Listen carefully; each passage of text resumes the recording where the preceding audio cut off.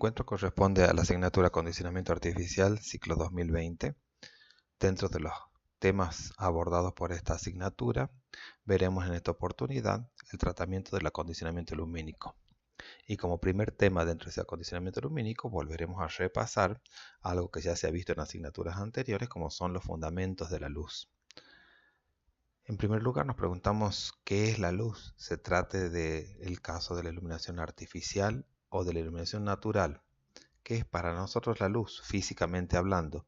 Y decimos que la luz es radiación electromagnética que tiene la capacidad de producir sensación de visión.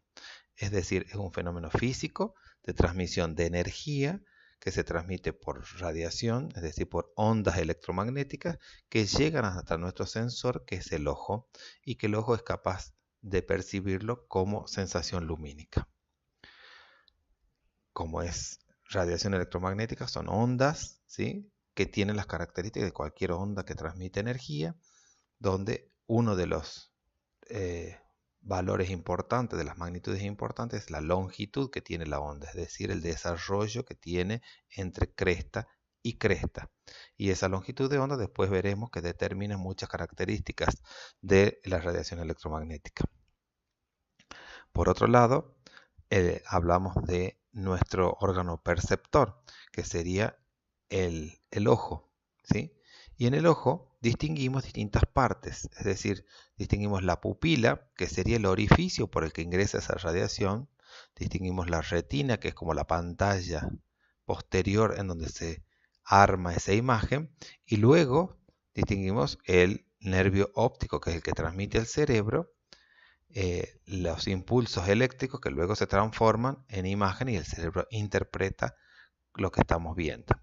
Por supuesto, el ojo no es solamente eso, estamos destacando solamente las partes más importantes. Delante de la pupila, nosotros tenemos un lente que es el que enfoca la imagen que nosotros queremos ver, y hay muchos otros elementos que vamos a ver luego en detalle, ¿no es cierto?, que son los receptores, ¿sí?, los bioreceptores de la luz, que tienen distintas características y según el tipo de radiación electromagnética que reciben, reaccionan frente a ella.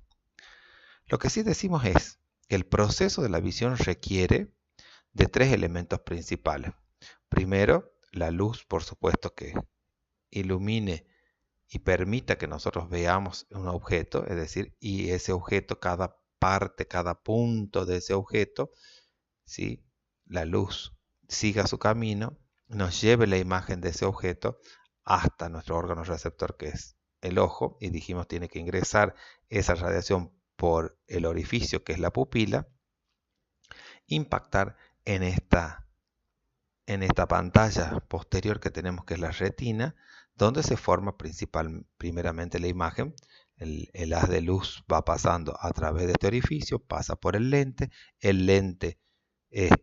lo grafica en esta pantalla invertido, y esos impulsos eléctricos que registran los fotorreceptores que se encuentran en la retina transmiten la información a través del nervio óptico para que en el cerebro se arme esa imagen, que es la que nosotros identificamos en este caso como una banana.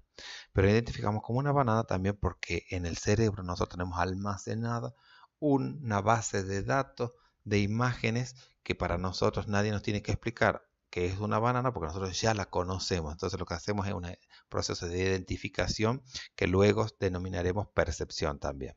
Entonces la luz da en un punto de ese objeto, esa luz viaja a través de nuestro órgano receptor, impacta en la pantalla, que es la retina, y luego se transmite esa información al cerebro, y entonces el proceso de visión estimulado por la radiación electromagnética, que es la luz, se completa en nuestro cerebro.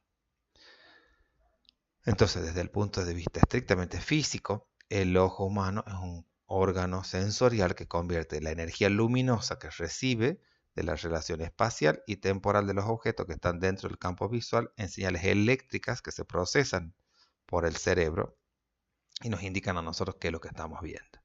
Entonces, voy a volver acá para mostrar que en esta pequeña porción de nuestra retina, lo que tenemos es una cantidad de células, ¿sí?, que reaccionan según la función que cada una de ellas tiene.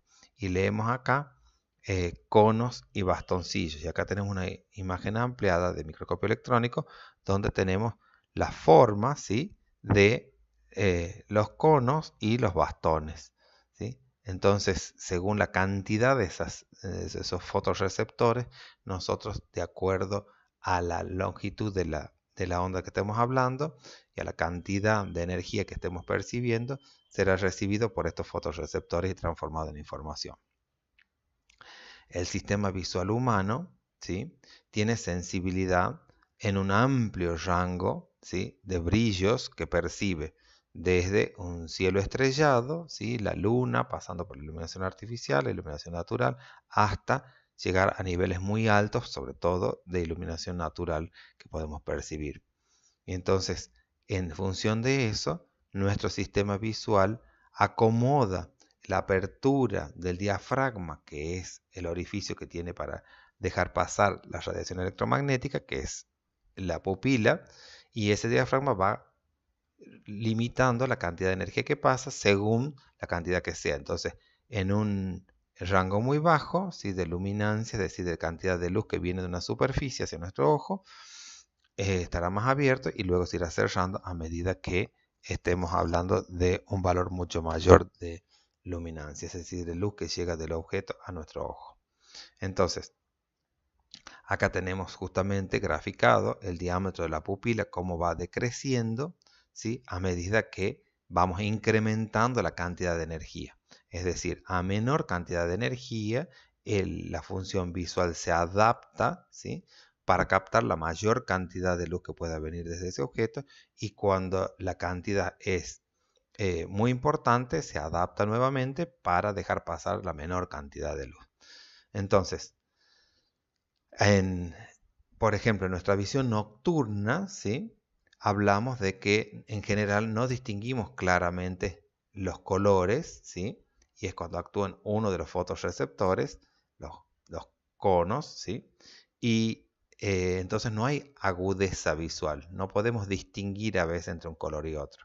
A medida que va habiendo más cantidad de energía electromagnética que llega, radiación electromagnética que llega a nuestros ojos, ¿sí?, a partir de la luz artificial o de la luz del sol, ¿sí?, empiezan a trabajar los otros fotorreceptores, que son los bastones, y entonces podemos tener una visión de colores con buena agudeza visual.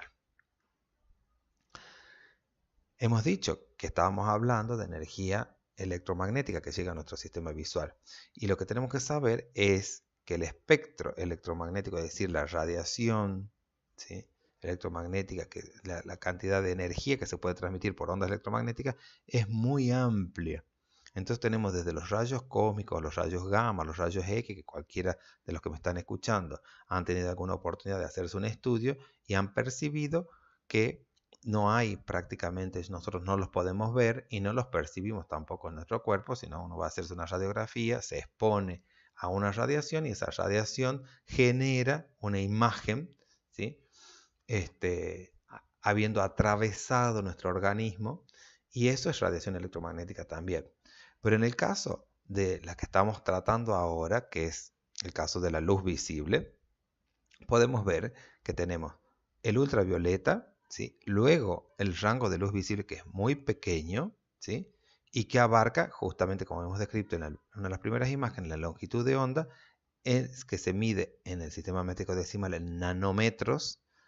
Entre 380 y 780 nanómetros es el rango de luz visible. Luego viene el infrarrojo, que es lo que nosotros percibimos como calor, por ejemplo, cuando nos exponemos a la radiación solar, ¿sí? Y en el caso anterior a este es el ultravioleta, que nosotros no lo percibimos como energía, pero que sí tiene efectos, por ejemplo, sobre la piel. Recordarán ustedes que siempre cuando llega la época estival, los dermatólogos recomiendan protegerse, ponerse pantallas para no tener el efecto de la radiación ultravioleta, que es mucho más energética, porque justamente la longitud de onda es menor, por lo tanto, en menos longitud hay mucha más energía, esas ondas entran más ondas en una menor longitud. Entonces, vemos que lo que nosotros podemos registrar dentro de nuestro sistema visual es una pequeña porción de ese espectro electromagnético. Acá está ampliado, ¿sí? Este pequeño rango que tenemos acá es el que nosotros nos genera sensación de visión, vamos a decir. Ahora bien, ese espectro electromagnético de luz visible, ¿sí? Dijimos que abarca distintas longitudes de onda. Y esas longitudes de onda son las que nos permiten diferenciar, por ejemplo, los colores. Cuando ustedes habrán hecho alguna vez el experimento, ¿no es cierto?, de la luz que llamamos blanca, que pasa a través de un prisma y se subdivide en distintos colores, ¿no es cierto?, en estos colores que están acá, violeta, azul, verde, amarillo, naranja y rojo. Cada uno de ellos, ¿no es cierto?, está representado en ese espectro con una longitud de onda, como ustedes la ven acá, entre 380 y 780, que es lo que dijimos. Entonces va variando del violeta, y los colores, digamos, llamémosles más frío, pasa por el verde amarillento y el amarillo y llega al rojo. Bien, entonces este espectro es el que nuestro sistema visual percibe. Ahora, ¿cómo lo percibe nuestro sistema visual? Percibimos igual con todos los colores, tenemos la misma sensibilidad en nuestro sistema visual para todas las longitudes de onda. Pues no, si vemos esta curva describe, ¿sí?, una curva de sensibilidad relativa de nuestro sistema visual a las distintas longitudes de onda. Quiere decir que si yo me posiciono en alguno de los extremos, por ejemplo acá en 400, en estos colores azules violáceos, o en estos rojos más intensos, tengo menor sensibilidad que si estuviese acá en el medio entre los verdes y amarillos, ¿sí? Acá la sensibilidad relativa de nuestro sistema visual es mucho mayor. Quiere decir que nosotros no percibimos todos los colores de la misma forma, porque la cantidad de luz que nos hace falta para ver unos colores es mucho menor en unos casos y mucho mayor en otros, ¿sí? Vamos a poner un ejemplo de esto muy simple. Cuando en Tucumán en el mes de agosto generalmente florecen los lapachos, nosotros tenemos dos colores tradicionales del lapacho en nuestra ciudad y vemos colores rosados y amarillos.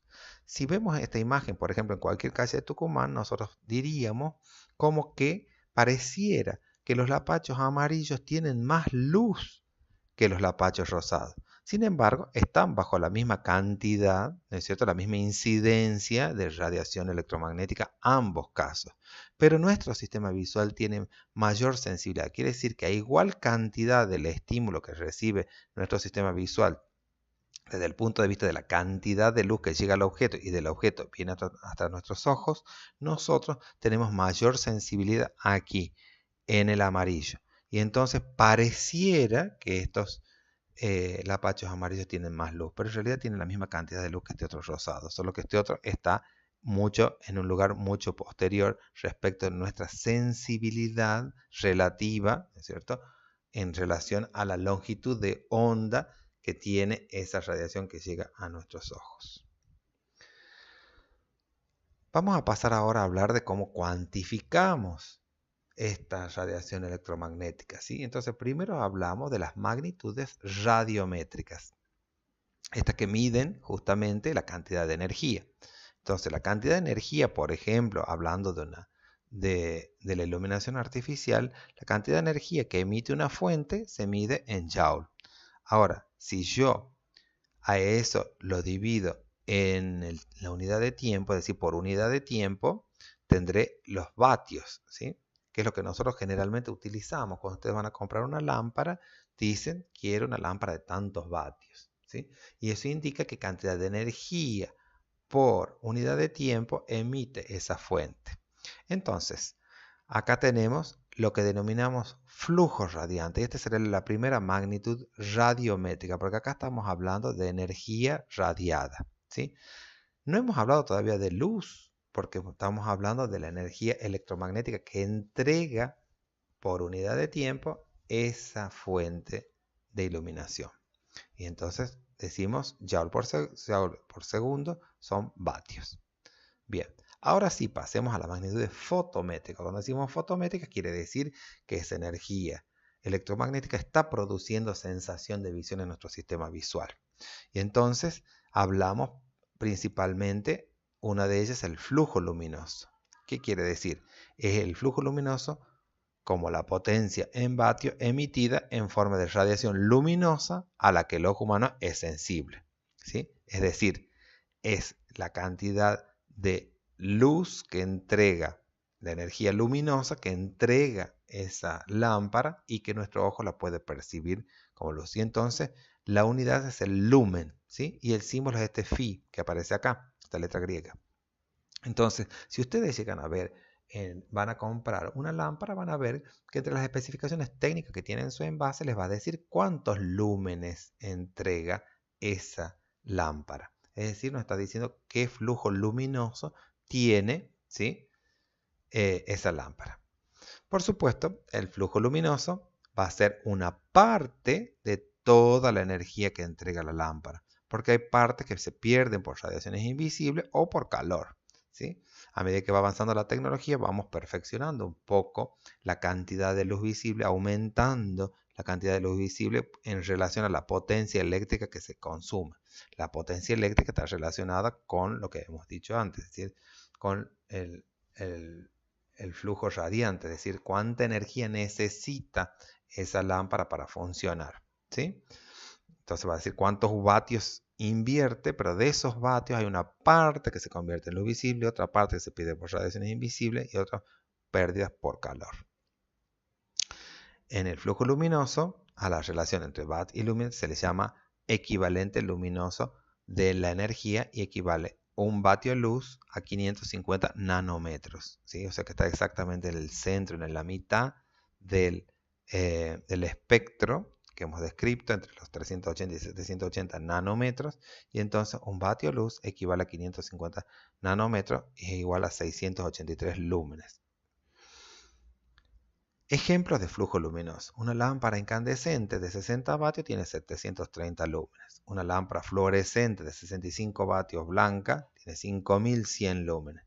Una lámpara halógena de 1000 vatios tiene 22.000 lúmenes. Una lámpara de vapor de mercurio tiene 5600 lúmenes. Y así podemos identificar, según el flujo luminoso, ¿no es cierto?, el tipo de lámpara que estamos utilizando. Ahora bien, vamos a ver otra de las magnitudes fotométricas que utilizamos comúnmente cuando hablamos de iluminación artificial sobre todo. La intensidad luminosa, es decir, la intensidad luminosa es la cantidad de flujo, ¿sí?, que sale por unidad de ángulo sólido radiado en una determinada dirección. Y se la simboliza con la letra I de intensidad y la unidad es la candela, ¿sí? Entonces, esta es la cantidad de flujo luminoso que sale en una dirección, ¿sí?, por unidad de ángulo sólido. Acá hemos graficado como si fuese que tenemos una manguera con una bola con orificios, ¿no es cierto? Y sale, ¿no es cierto?, en distintas direcciones el flujo de agua en nuestro caso de la iluminación sería el flujo luminoso que sale en una dirección determinada, en un ángulo determinado, en un ángulo sólido, digamos, hacia esa dirección. Entonces yo puedo medir en distintos ángulos cuánto sería lo que voy a recibir de esa intensidad que dijimos que se mide en candelas. Ahora bien, otra de las magnitudes fotométricas con las que nos encontramos y que es de mucho uso y que las normas se expresan en esta unidad es la iluminancia, que es la cantidad de flujo luminoso, ¿sí?, que incide sobre una superficie, ¿sí? ¿Se acuerdan que el flujo luminoso era la cantidad de energía radiante con posibilidad de hacernos, generarnos sensación de visión? Es decir, la cantidad de flujo luminoso que se emitía dentro del espectro visible que nosotros podemos apreciar como luz, es decir, entre 380 nanómetros y 780 nanómetros. Ahora bien, la iluminación, ¿sí?, en el valor de iluminancia es la cantidad de ese flujo luminoso distribuido en una superficie, ¿sí? Cuánto llega de esa luz a esta superficie, ¿sí? Y por lo tanto, si es el flujo luminoso que incide sobre una superficie, será lúmenes, ¿sí?, por centímetro cuadrado o metro cuadrado. Ahora, al lumen sobre centímetro cuadrado o metro cuadrado lo denominamos lux, ¿sí? Y ese valor de iluminancia se simboliza con la letra E y su unidad, dijimos, es el lux. Flujo sobre superficie, lúmenes sobre metro cuadrado. Ahora bien, tenemos otra magnitud fotométrica que se denomina muy similar a la que acabamos de ver. Recién hablamos de iluminancia y ahora hablamos de luminancia. Y es muy importante distinguir entre estos dos conceptos para no confundirlos porque son totalmente diferentes. En el caso de la luminancia decimos que es la intensidad luminosa en relación a la superficie aparente, es decir, la relación entre la intensidad luminosa y la superficie aparente vista por el ojo en una dirección determinada. El símbolo es la L de luminancia y su unidad es candela, ¿sí? Porque habíamos dicho que la intensidad se medía en candela por metro cuadrado, porque es intensidad luminosa sobre superficie aparente. ¿Qué quiere decir esto? Que esta es la cantidad de luz que sale de una superficie hacia nuestro sistema visual y que va a depender de la posición que tenga. Pensemos en cualquier superficie que nosotros veamos en verdadera magnitud, un muro blanco, pintado de blanco y que le da el sol. Si yo lo veo de frente, hay una cantidad de luz que llega a mi ojo. Y si yo lo veo en escorzo, es decir, lo veo en un determinado ángulo donde no veo la verdadera magnitud de ese muro, voy a ver una superficie menor y por lo tanto la cantidad de luz que me va a llegar en el ángulo en el que yo lo estoy mirando va a ser mucho menor.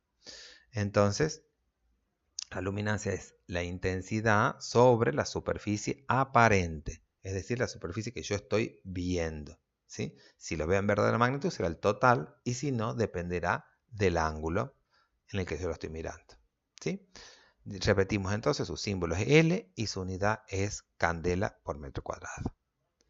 Hay un concepto que no está dentro de las magnitudes fotométricas, pero que es importante tener en cuenta en relación a lo que habíamos visto con potencia y flujo luminoso. Sabemos que si nosotros entregamos una cantidad de energía a una lámpara, hay una cantidad de luz que es capaz de darnos, es decir, un flujo luminoso en lúmenes. Pero la relación entre esto, es decir, cuanto yo más energía le tengo que entregar, más luz supuestamente me tendría que dar, pero eso va a depender del tipo y de las características de la tecnología que esté utilizando. Ustedes saben que las lámparas incandescentes, por ejemplo, hay unas lámparas incandescentes que desde el año 2011 ya no se utilizan, porque la lámpara incandescente común se utilizan todavía las halógenas, luego vinieron, por ejemplo, las de descarga en gas, como los fluorescentes compactos, y ahora estamos en la era del LED. Y el LED tiene un rendimiento mucho mayor, quiere decir que me entrega más cantidad de luz con menos cantidad de energía invertida, lo cual está muy bueno para ahorrar cantidad de energía consumida y por supuesto con los efectos que tiene sobre el ambiente también el mayor consumo de energía. Y entonces decimos que el rendimiento luminoso es flujo luminoso en relación a la potencia eléctrica. Entonces se va a expresar en lúmenes por vatio, es decir, cuánta cantidad de luz es capaz de darme por unidad de iluminación, de potencia que se le entrega a esa lámpara.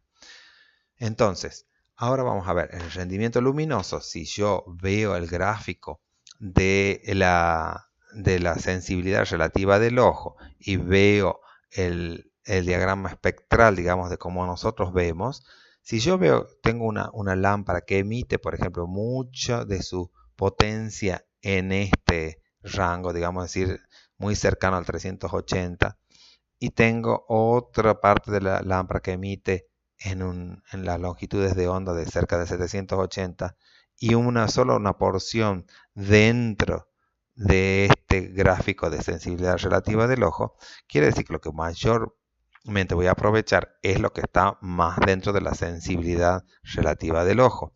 Y puede ser que la lámpara emita fuera del rango visible, por ejemplo, ultravioleta o infrarrojo en forma de calor, y que no me esté sirviendo como iluminación precisamente. Entonces, un resumen de las magnitudes y unidades que hemos visto son el flujo luminoso, ¿sí?, cuya unidad es el lumen y el símbolo es este phi. La iluminancia o nivel de iluminación, como lo van a ver en alguna bibliografía, que es la cantidad de flujo luminoso por unidad de superficie, que es lúmenes por metro cuadrado, y a eso lo denominamos lux. Y el símbolo que se utiliza es la letra E. Luego, con respecto a la intensidad luminosa, que dijimos que es el flujo en una dirección determinada en relación a un ángulo sólido, y eso se expresa en candela. Y el símbolo es la letra I mayúscula. Y la luminancia, ¿sí?, que dijimos que el flujo en relación a la superficie aparente, la intensidad en relación a la superficie aparente es candela, que es la unidad de intensidad, en relación a la superficie en metros cuadrados. Y su símbolo es la letra L. Bueno, con esto concluimos con las magnitudes y los fundamentos básicos de la iluminación, en este caso artificial. Muchas gracias.